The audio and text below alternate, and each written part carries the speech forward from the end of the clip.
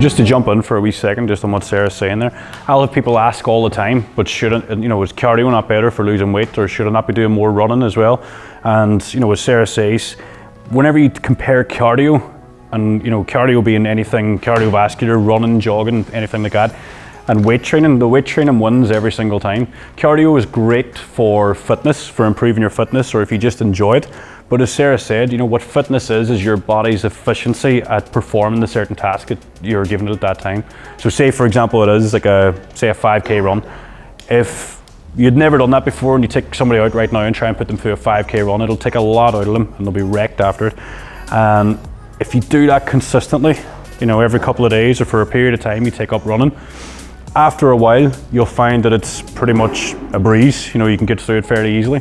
And what's happened is you've got fitter, your fitness has improved, which is essentially, as I say, your body's efficiency at that. So it's finding a more efficient way of doing that, and over time it's going to burn less calories doing the same thing. Does that make sense? So, with that, if it's a 5K run, as Sarah says again, there's only so much you can do to vary that, to burn more calories. You can run a wee bit faster, you can run a wee bit longer, but unless you're planning on going full Forrest Gump with it, it's got a very short shelf life, Whereas with weight training inside 1 hour, there's any amount of variables, There's different exercises, different rep ranges, you can add more reps, add more sets, add a wee bit more weight. There's any amount of ways that you can change it up. Plus, the amount of muscle groups that you're actually using burns significantly more calories than just running as well. Does that make sense?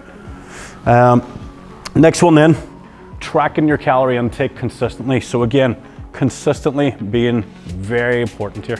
As we said before, we touched on it already, it's no good doing the Monday to Thursday, Monday to Friday type of diet.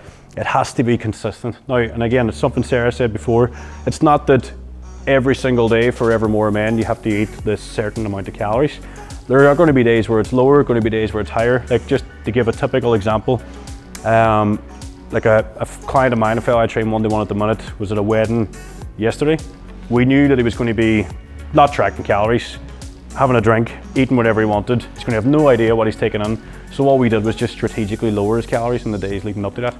So just went slightly lower so we can account for this day that we know is going to be higher, so that over the course of the week it's going to balance out in the long run. Does that make sense?